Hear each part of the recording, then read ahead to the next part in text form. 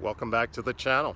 My name is Thomas Fletcher and I'm the host of the LCSW Network and the Military Social Work Network. If you're new to the channels, please do me a favor by smashing that like button, by subscribing to the channel, and by sharing this video with your social work colleagues and friends. The purpose of both of these channels is to create a community of hope and support where social workers can come for relevant news, information, and inspiration. Well, welcome back to Ask a Military Social Worker. So one of my viewers just sent me a comment. They are completing a bachelor's in social work and they want to know, and they're going to be going on to get their master's in social work, and they're currently serving in the National Guard. So they want to know if they will have to complete boot camp and AIT as a military social worker.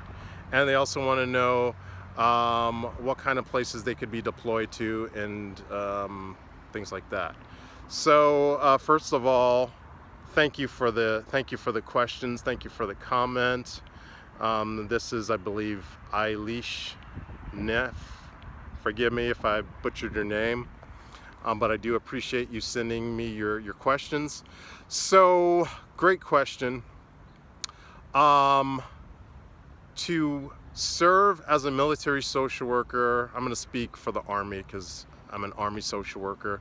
I've been serving in the Army National Guard now for over 10 years, so I can speak on behalf of what it's like to serve in the Army National Guard.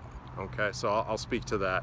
So serving as an Army National Guard service member and military social worker, you will not go through boot camp, enlisted boot camp. You will go through what's called Basic Officer Leadership Course, which is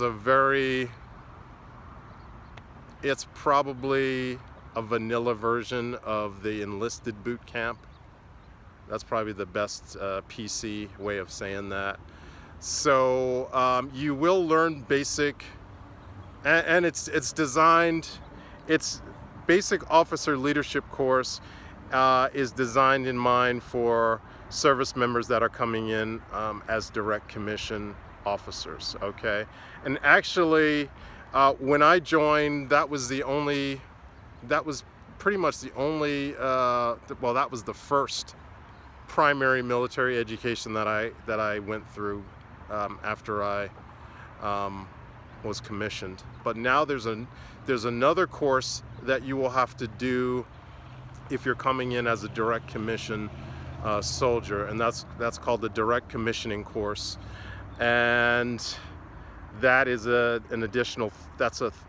3-month course that you do before you do the 3-week. If you're an Army National Guard, your Basic Officer Leadership course is 3 weeks. So that's really the answer.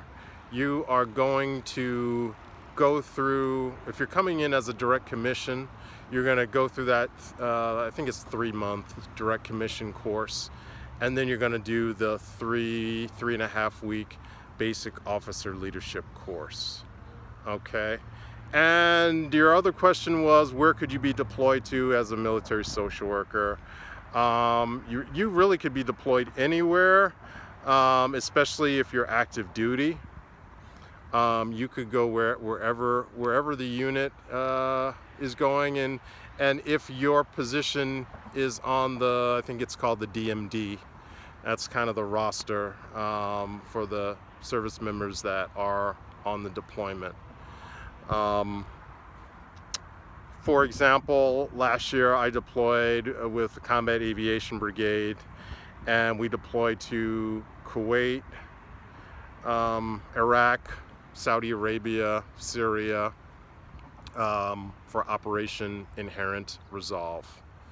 Okay, so that's just an example, but really, you know, there's other branches, of course. You know, if you're a Navy social worker, you could be deployed anywhere where the Navy goes, including on their ships. Same thing with the Air Force. If you're an Air Force social worker, you could be deployed anywhere around the world where there are Air Force bases. So, And the other part of your question is it possible to work as a social worker and be just sitting in an office? That's possible also.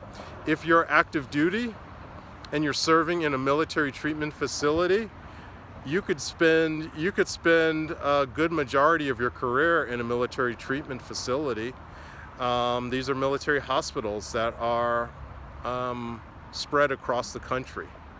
Okay, so that is a possibility also. If you were to serve on an active duty capacity as a military social worker, you'd be spending most of your time in the hospital, military treatment facilities. Okay, so I hope that I answered all of your questions to your satisfaction.